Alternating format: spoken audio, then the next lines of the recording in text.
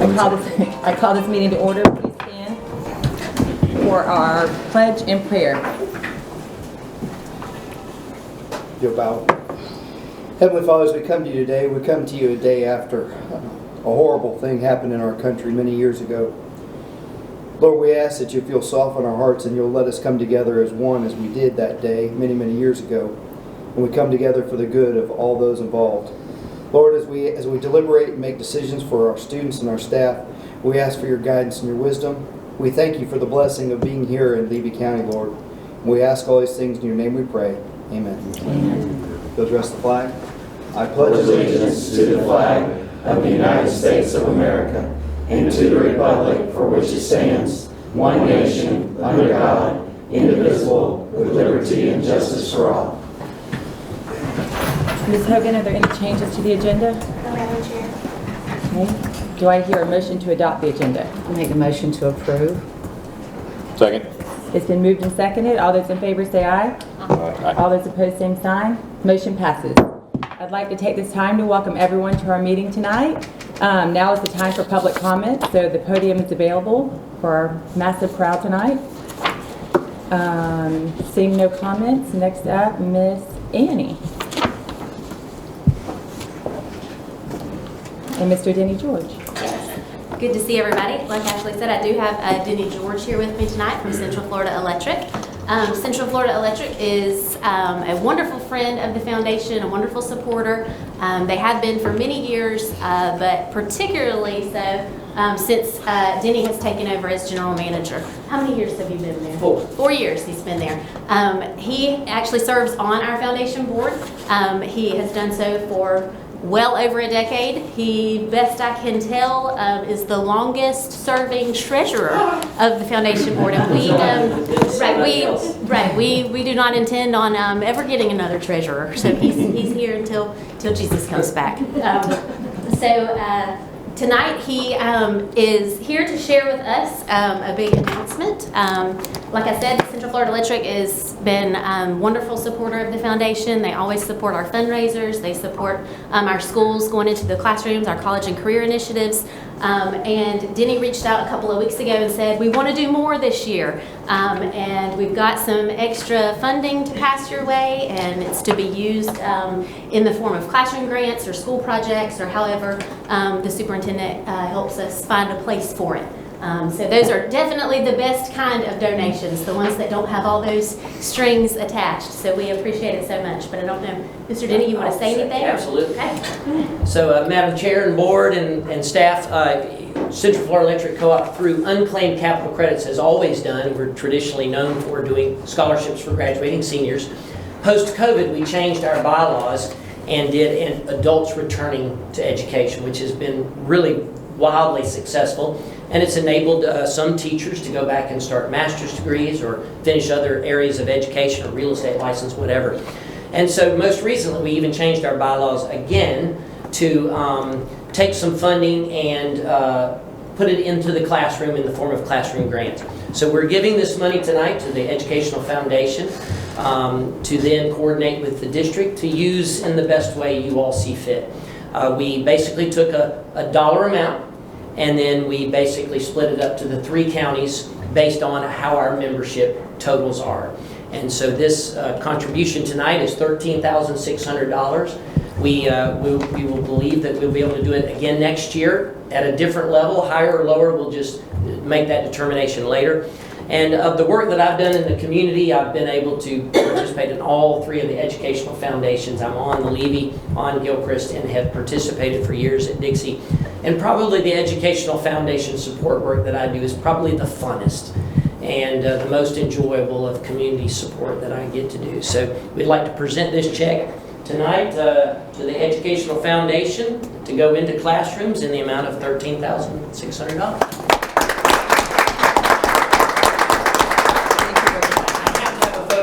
Maddie Red was killed. Yes. Come on, board. Oh, wow. Yeah, Hey, take it. that's good. My what? I ran over you. Please, Mr. Evans. I would say age before for beauty, but I'm the old one. This is true. Cameron, put one more over here and balance it. He's wanting to get that orange and blue together. That's right, quality, quality. Skinny me up. Profit. I might have got that mid. Put it down here by George, he's thin. Yeah. Good to see you again. Thank you, Jenny, thank you, thank you. Thank you. Good to see you. Good to see you. Thank you very much, Appreciate Mr. y'all. George. Thank you. And thank you to everyone at the Levy County School Foundation. We Absolutely. appreciate everything you guys do for Levy County. Thank you, folks. Have a great meeting. Thank you. See y'all later. Ms. Lake.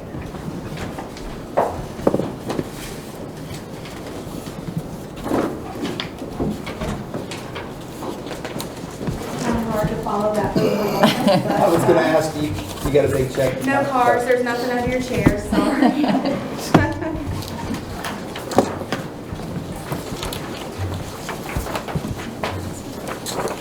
All right, so this is the second of two public hearings on our fiscal year 22-23 millage and budget.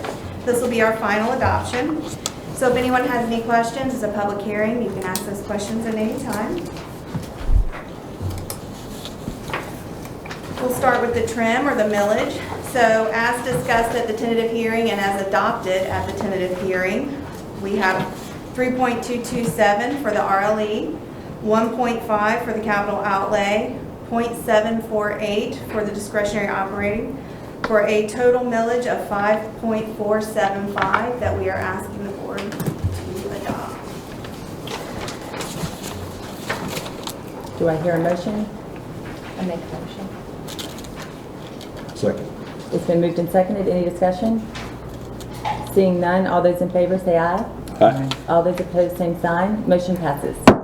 All right, now we'll move on to the final budget adoption. This is the tentative budget that was adopted and approved on August 2nd. You'll see the total millage was 5.475, which is what was just adopted. And the total funds budget of a little over 127 million. This is the final budget that I'm bringing tonight for adoption. The total of all funds is a little over 132 million. Same total millage, what we just adopted, 5.475, and an operating budget of a little over 63 million, close to 64 million. All right, let's take a minute and look at some of the changes since the tentative budget between this. These are changes between the final budget and the tentative budget. We see the general fund has increased by 2.2 million. Special revenue has decreased by almost 90,000. Capital projects have increased by a little over 2 million, and internal service just under $900,000 increase. We'll talk for a second about what is making up those changes in the general fund growth.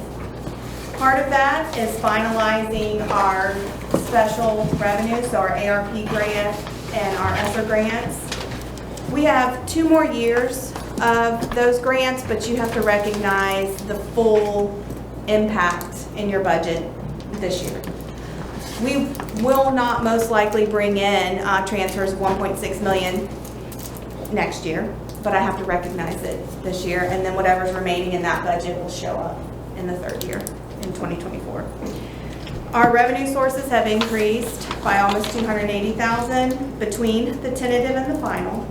And then our finalized fund balance has increased almost 276,000. Again, that's not what our fund balance increased, that's just the variance between what I thought it would be when I created the tentative and what it ended up being in the final. So when the tentative budget is built, we're moving really fast, so we're using a lot of last year's information, especially when it comes to personnel costs.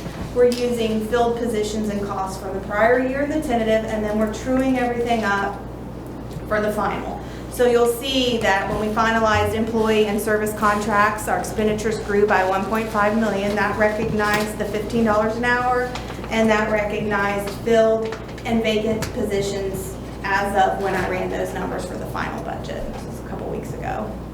Been about a month, actually. And then the resolution that we just did for the White Fleet. That was already in the budget, but it was in capital, it was in other areas of the budget, and because we did an emergency resolution outside of normal work, I needed to move the expenditure to the general fund to lessen our risk should it be audited and not be liked. So those costs transferred to the general fund.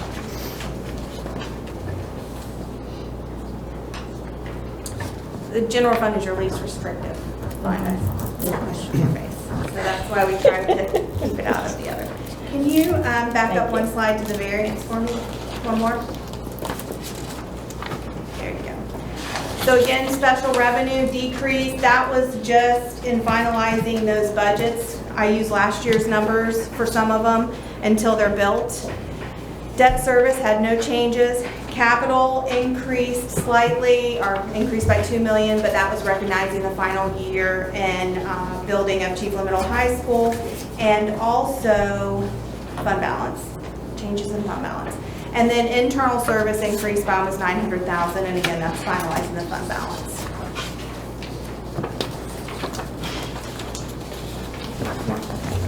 So let's look at some changes in the fund balance that's in this budget.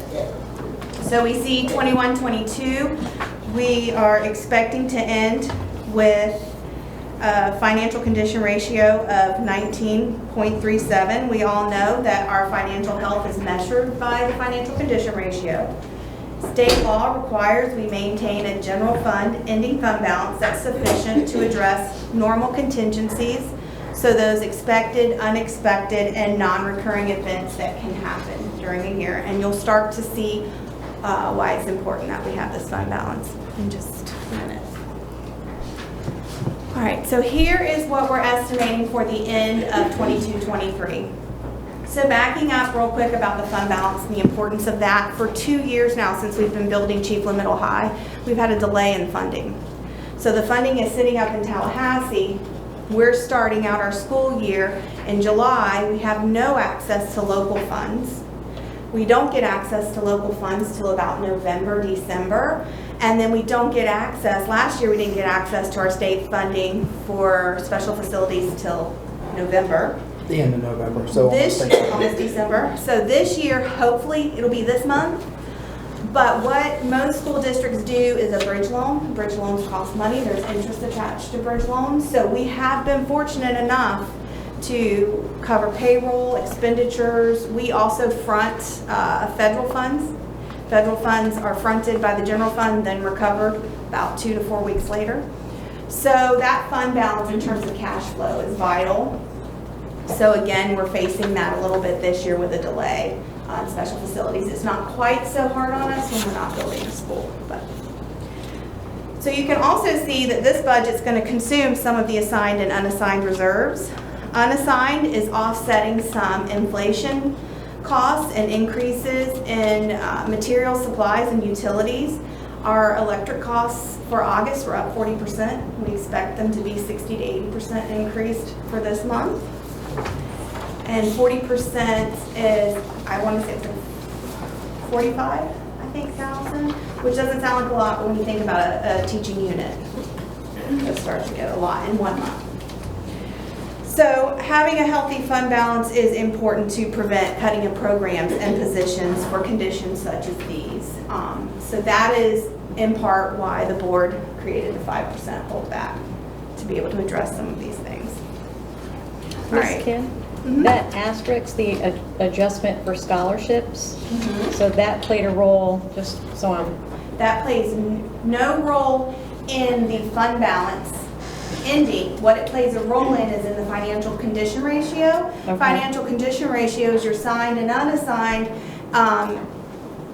divided by your revenues. So my revenues in our budget are inflated for the cost of the scholarships, and then you have an offsetting expenditure. But in order to do the math for the financial condition ratio, I had to move those two out. Okay. They offset each other in terms of the budget, but they make our revenue look higher and they make our expenditures look higher. They really just come out for the AFR at the end of the year. Thank you. All right. Okay, so let's look at where our revenues come from in this budget.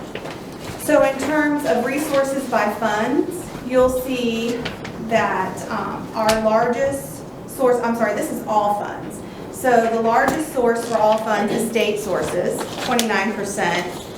But FEFP is the largest state resource we have, and it's 99% of that category and 69% of total resources. Local, our RLE is 88% of that category. Now you'll see capital outlay is usually not as big as you're going to see these last year and this year, and it'll start to trend down next year. But it's bigger because it's containing all that special facilities funding and some of the payback. Okay, we'll look at revenue resources by fund. It's no surprise your largest fund is your general fund at 48%. Capital projects is 21%. Again, we know that's larger because we're building a new school, and then your federal programs come in at about 15%. All right, so let's look at the fund balance by fund. Total fund balance, 42% of that is held in the general fund, 27% in capital, and then the third is internal service, 17%, so where we have our health insurance. And then if you look at the fund balance by categories, there's different categories. There's restricted, assigned, unassigned, and committed. Restricted is our largest. Restricted are laws that are set, or those funds are governed by laws or statutes set by the state. Unassigned is just what it is. It has no assigned reason. It's a non-recurring pot of money that has no assigned use. And that's what you're usually using for some of those unexpected or unforeseen events.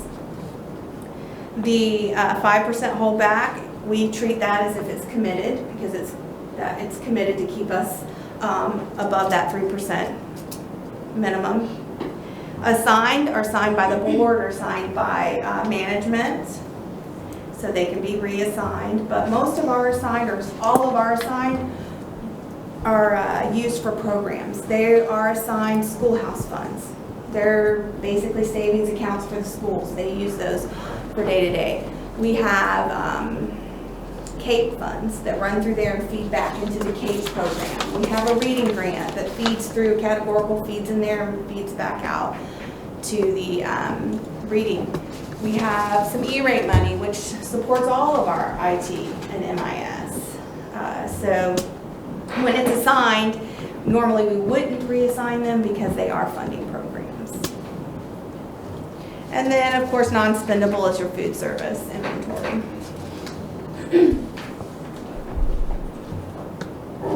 All right, so where's the money go? No surprise, our largest expenditure at 46% is salaries and benefits. Second is capital outlay. Third is purchase services, contracted services. Those have increased over the years as we have not been able to hire into that salary and benefits line. They've shifted over into the contract services line.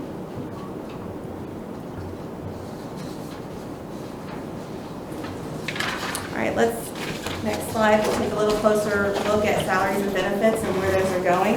So our number one is classroom teachers, 45%. Number two is other support personnel at 22%, or ESPs. And then three is what we call other certified instructional, so your guidance counselors, your reading coaches have 11%.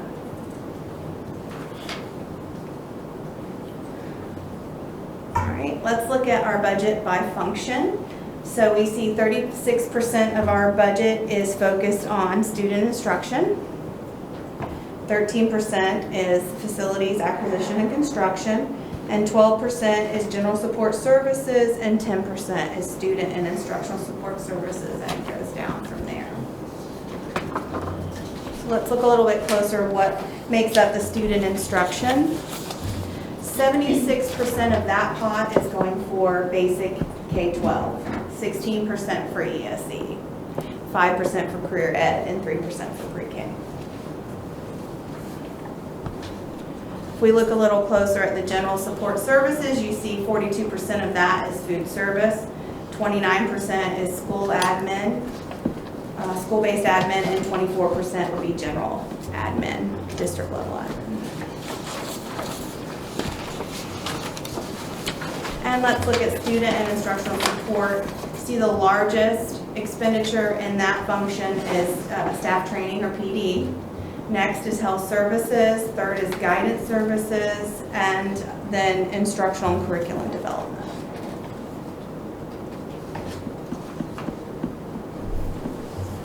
And then operational support functions.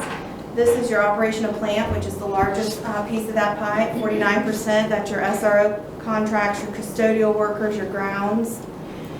35% student transportation, 9% is maintenance of plant, and 7% is IT.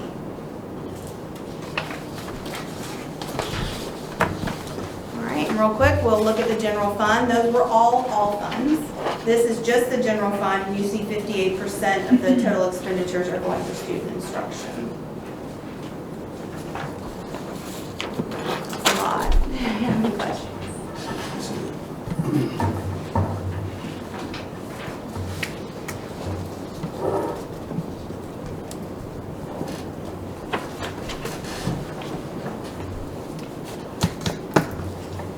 Does anybody have any questions, Ms. Lee? I make a motion to approve the final budget and adopt the final budget resolution. Second. It's been moved and seconded. Any discussion? Seeing none, all those in favor say aye. Aye. All those opposed, same sign. Motion passes. Thank you, Ms. Lake. Thank you. Good job, Ms. Lake. And my computer froze. Next up Legislative. is our legislative, and you'll see on there what our priorities were last year, but also this is opportunity. You all selected Ms. Boyle to serve on the advocacy, and I believe she has a deadline of this Friday. So for FSBA, so if there was any FSBA platform items that you'd like for her to push forward, so we can have that conversation here, and also for us to start developing what your legislative platform will look like in the district. So.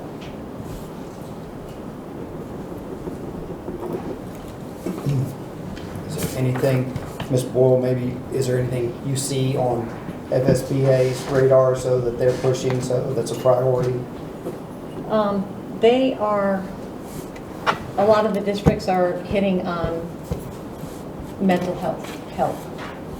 So to try and get monies allocated, more monies allocated to the schools to get more help within each school. I think a lot of the districts are in dire straits too with staffing and counseling. And I know, I see that a lot in some of the texts and emails and what the other board members are working on in different districts. I think that's something we can get behind right there. We definitely see some of that. Ms. Lewis? I don't know if it's not coming up yet, it's going to soon, but there were great intentions over assessment. And while one might look at an individual kid and the amount of minutes that it takes for the child to take the assessments, this progress monitoring 3 times a year, the effects that it has on a school and a classroom. So I don't know if that's going to be something that might need to be the next concern here. I think what Ms. Lewis may be alluding to, that it's almost becoming a full-time. As you know, we do give supplements to people, to staff, to be the testing coordinators for schools. They have a middle school and a high school. So, but we're 3 times a year, and when you have, we'll just take for instance Williston Middle High School, 1,150 students that you have there, the amount of planning that goes on to try to facilitate a testing schedule, so has thoroughly increased. So, kind of looking at here of some of your priorities last year. You know, many years ago, Mr. Bennett has talked about we have 6,000 devices in the district right now. Of those 6,000, 4,000 were bought off of either ECF, or off the donation from DOE. So when we went into COVID in the 1920 school year. So there's going to come a time where we have to figure out as a district, are we truly going to be one-to-one? If that's something that we want to continue, what we're going to see is we're going to see an aging out of devices. So where the devices can no longer be supported, which in turn means that they can no longer receive updates or have security. They open us up for security. So one of the things that has been very beneficial to Levy County was the digital technology money, which was taken and reallocated in other places. So as you see testing and Ms. Lewis talking about the demands of testing and then having devices for students. So that's going to be something that's going to be a focus that I see for you all to kind of be able to talk to our legislative. Yeah, you added 2 other parts, so technology, Right. staffing, and student loss of instructional time. I think, there was a great idea behind it, but when you, in reality, what that ends up becoming, what are you be concerned about? And internet. Internet. And That's what I was internet's fixing huge. to say. So- All this testing and no internet on certain days. So the co-op is going out and pushing. We know that's 3.5 years at best, probably in being there. So I think one of the issues that we've seen, Chiefland is in a good spot right now. So, but what you're going to see, and Morgan, maybe I'm going to put you on the spot. We'll talk about how some of our buildings, even though they may be relatively new, so their hardware is going to be needing upgraded. So that's the other piece that goes along with this. So there's a lot of moving targets, so to speak, with that on what may be. We know that we were very fortunate that we've been able to get all of the funding for the Chiefland Middle High School. So I don't see the need for that to continue on to be our legislative priority, other than to thank them for that generosity to go through and what that meant. So, yes, sir. Could we, I want to beat around the bush, we know at the end of Williston Middle High School that was taken out of. We did not finish the technology in there. We finished that within county. So that system, but is that something we could go back to special facilities to upgrade that system and finish the school part of that? Are you speaking specifically? Anybody who can answer.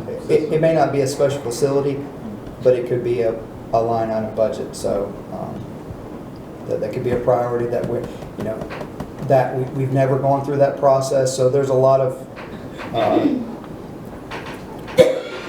needs, but that would be something that we could bird dog. So to be able to be a process. Yes, sir. It scares me to death where we've boxed ourselves into with the requirement for internet, which, I mean, this is a business and everywhere, but a county like ours where we struggle at, and I know we have some other things coming, but to me it needs to be one of our major priorities, because you watch what's going on and your teachers and your administrators and we're hands tied in the amount of capacity we have to do what we're asked to do on a daily basis. And you're talking about instructional time, and you're doing it all internet based and you can't get on.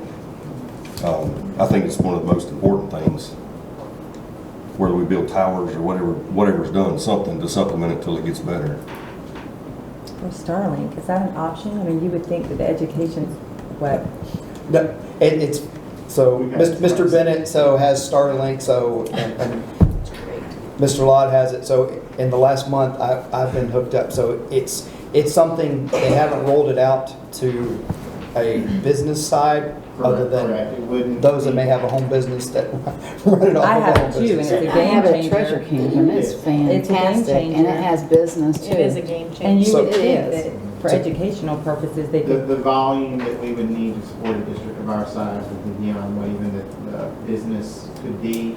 I think what you're speaking of and the concerns that you've raised is probably looking more at what they call a load balancing system, where you can have opportunities for having internet traffic come in from more than one direction, so to speak, so that if you have a line severed in, say, Orlando on one end, you have a backup coming in from another end. That helps a little bit with consistency.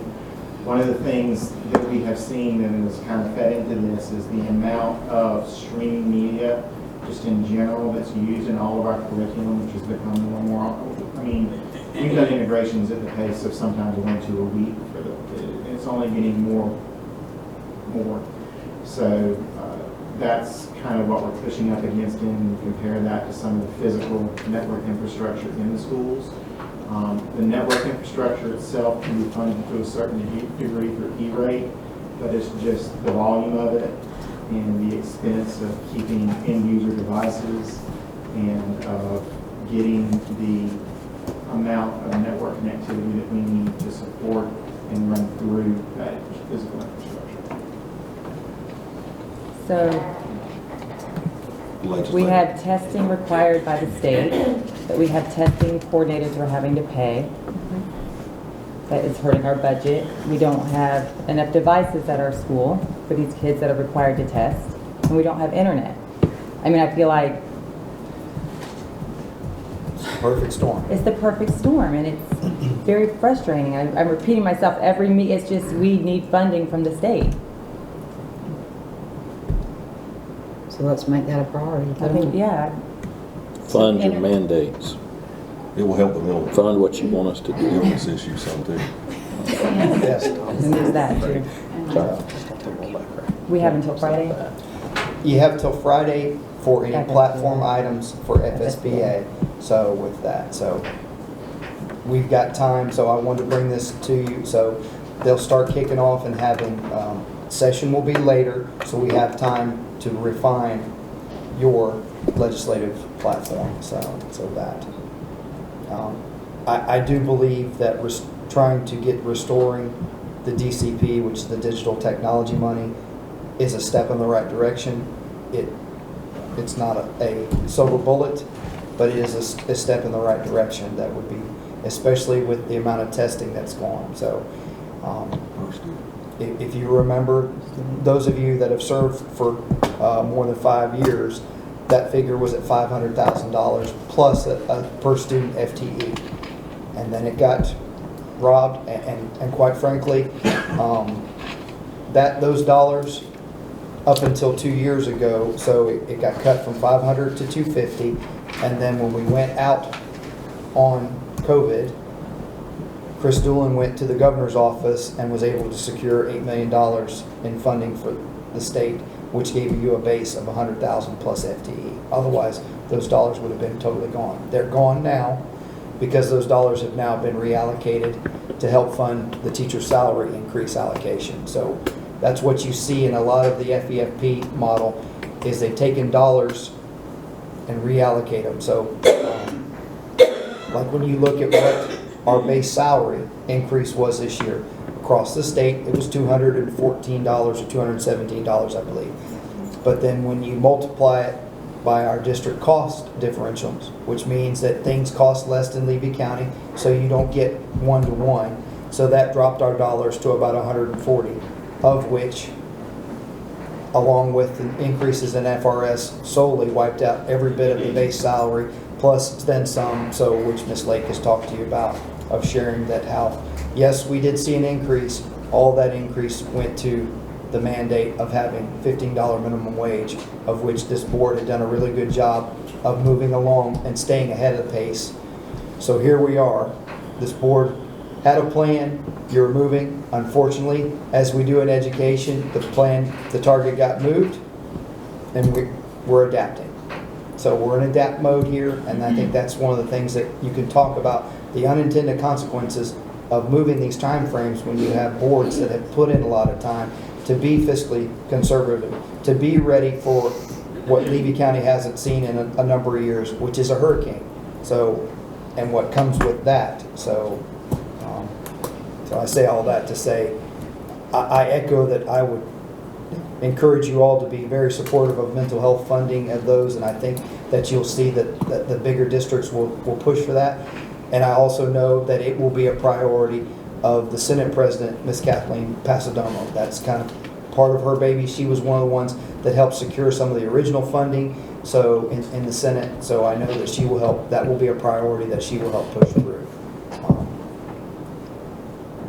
I know Miss Boyle when she goes down, so just kind of trying to navigate and find things that you can see that you know are they're geared towards all districts, but things that will be immensely and magnified towards Levy County to be helpful.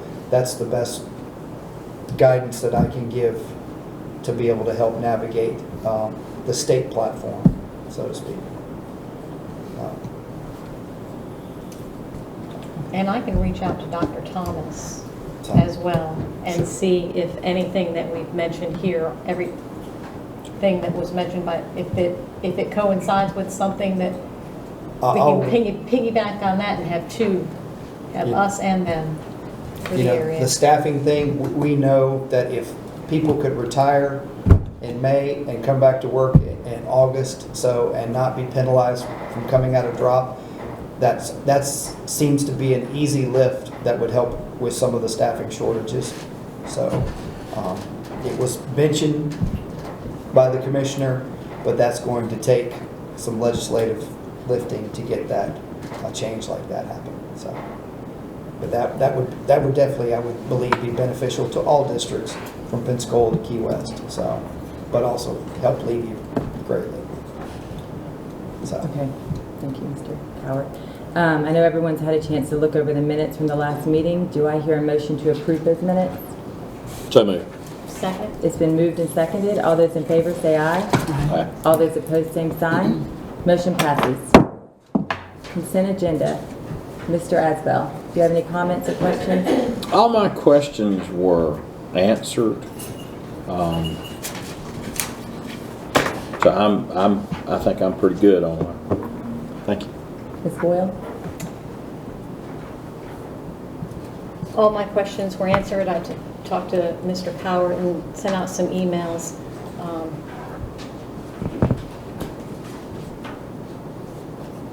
And thank you to Brandon for the other two automotive contracts there on the finance side. I know we're not there yet, but I just had to add that in.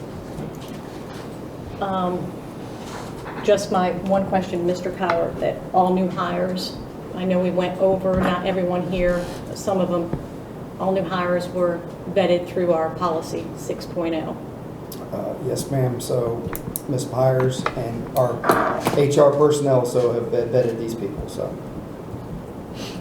thank you, sir. Ms. Brookins? I spoke with Mr. Coward. All my questions have been answered. Thank you. Mr. Etheridge? No questions. Do I hear a motion to approve the consent agenda? I make the motion to approve.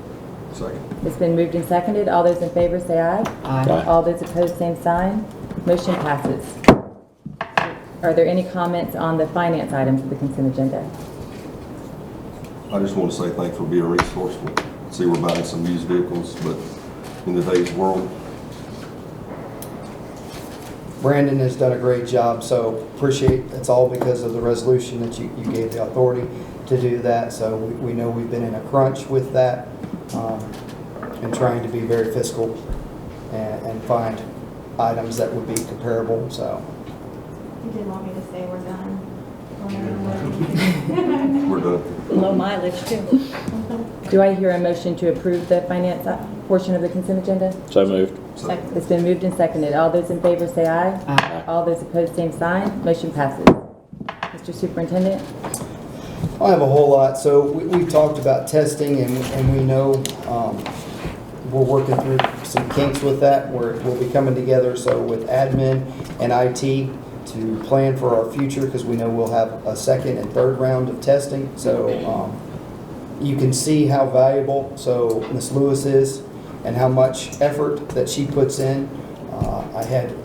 She was working one day with one of our testing coordinators, getting them squared away, and had a nice comment or email from them talking about how well she helped out and what a treasure she was. So I just want to sing her praises, because she truly has been extremely beneficial, and she wears two heavy loads with accountability and testing. So, and I'll go ahead and say before Mr. Etheridge says, she's a good Williston Red Devil. So a couple other things. So we know that we've had FFA starting to move in some of their different chapter officers, and Colt So you'll be seeing them, and looking forward to the good works that FFA does, so, and especially with our advisors, so as they head off on some student trips. So, and we're just thankful that school is moving along. So we've had a few hiccups, but it's been smooth. So. Okay. Mr. Aswell, board comment? Oh, thank you. I will start off by saying thank you to Julia Oberst. I had the hot idea to give out ice cream in a storm, and Julia helped me expedite that and made life easy, and it was very helpful. Really, considering the storm, we gave a lot of ice cream away. And if you need ice cream, I might know where ice cream is, but everybody needs some ice cream. The other thing that we have going on, every year the Bronson FFA has a fishing tournament, Fishing Frenzy. We will have a meeting before now and then, but they are looking for participants, sponsors. So if you're into fishing off Cedar Key, that's going to be October 1st. Big change. We were going to have the captain's dinner in Cedar Key, but when the homecoming game got moved, we're now having that at the school, and we're going to kind of open it up and have, for years people have wanted to have a fish dinner, mullet dinner at homecoming. It's there this year. So you'll have the opportunity to get tickets for that. Not everybody likes mullet, so there will be pork dinners also. And I know some people there. You can do a swing by, pick it up and go if you want to. They're working out details on how to do that. And beets cooking on Friday night. The only other thing I have is, Mr. Cowart kind of alluded to it in his prayer this evening. We always say, don't forget September 11th. Well, I say don't forget September the 12th. Because on September the 12th, we put aside every difference we had. America had no color. We had no political affiliation. We were just Americans that had been hurt. And we came together quite well. And we always said we wouldn't forget, but now we fight with each other over where our country's going. And I think we need to look at our leaders and go, hey, 20 years ago, we were together. 21 years ago, we were together. And we put aside being a donkey and being an elephant and an independent, and we focused on what was better for this country. And we were all focused on a common goal. I think we need to get back to being common goals. I think that's one of the good things about school board. School board is nonpartisan. Doesn't matter what party affiliation is, you work towards a goal of bettering the situation. And I think it's something to be commended that in Levy County, we do that. And so that's all I have. Thank you. Ms. Boyle? Thank you. I just wanted to mention, and a shout out to Mr. Masters. Thank you for putting together a van so quickly, you and Mr. Wayne. I was able to travel with Lisa Custer down to USF week before last, and we took 7 students from Cedar Key, juniors and seniors, and then other students came from other different counties, and we all met there. But they presented the program to the students and toured the college and gave them lunch. But it was nice to see the excitement on the students, and just chit chat with them and see where their life's going to go. Some of them are thinking about it actually, but that migrant program does a lot for them at USF. They don't pay much out of pocket, but college does a great deal for them. A few new teachers at Cedar Key, so look forward to getting to know them. Thank you, Ms. Hires, for all that you do in your department. I just don't want to rain on your parade, but I do have to mention Shirley Bowles, who's retiring. She will be missed. She was my son's bus driver 15 years ago. And she would always stop and talk and tell me stories about him, always keep an eye on him. But she had a laugh at one story when she said, I don't get this too often, but I dropped your son off and opened the doors, and he walked up front and turned around and said, thanks for the ride. And just kept on going. So she'll be missed. The fast testing went very well in Cedar Key. They were a little nervous. But that day when I went down there, they said it went very well and they were pleased. And volleyball's doing well. Girls are really, they have a 5-3 record right now, but they're playing hard, the JV and the varsity. And the last thing I didn't email, but I handed out tonight, is if the board wants to decide, if at all, if they want to be a sponsor for any of the playgrounds going in. And I left that for each one of you to look at and get with me whenever we decide, I guess. That's all I have, Madam Chair. Thank you, Ms. Will. Ms. Perkins? Chieftain Elementary had a phenomenal turnout for the grandparents' lunch, and that was just an overwhelming response and just great. I look forward to one day when I can go do that, but it was just really well organized, and everybody had just such positive comments about that. So I thought that was great, and I'm so happy that the school is doing that, and including the grandparents and for them to come up. Chiefland Elementary car pickup is going well. We're doing everything. We're looking at what can be done better. Chiefland Elementary, Mr. Cowart is truly on top of that.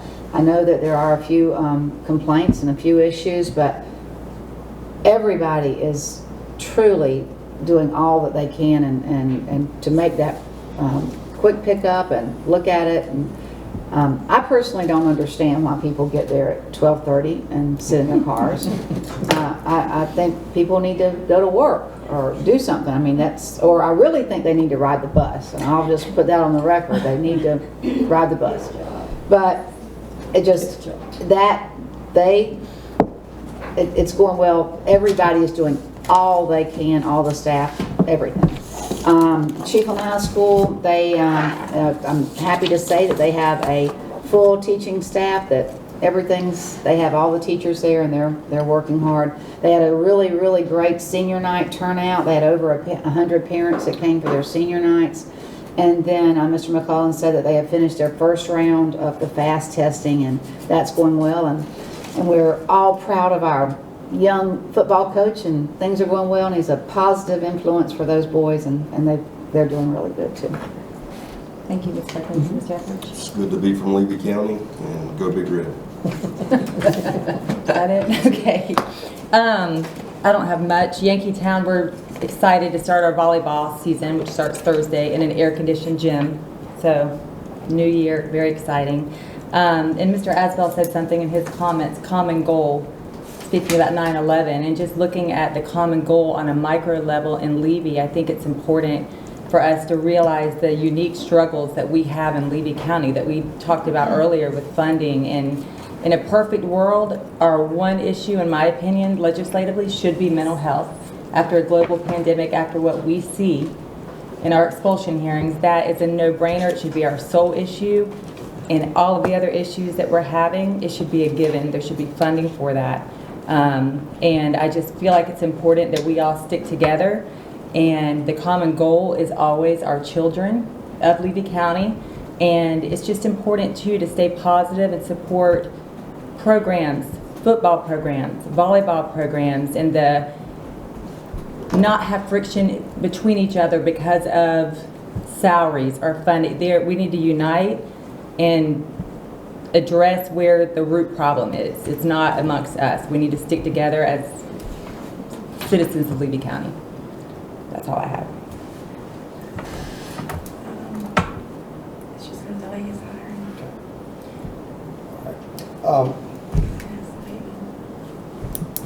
That's it. Meeting adjourned.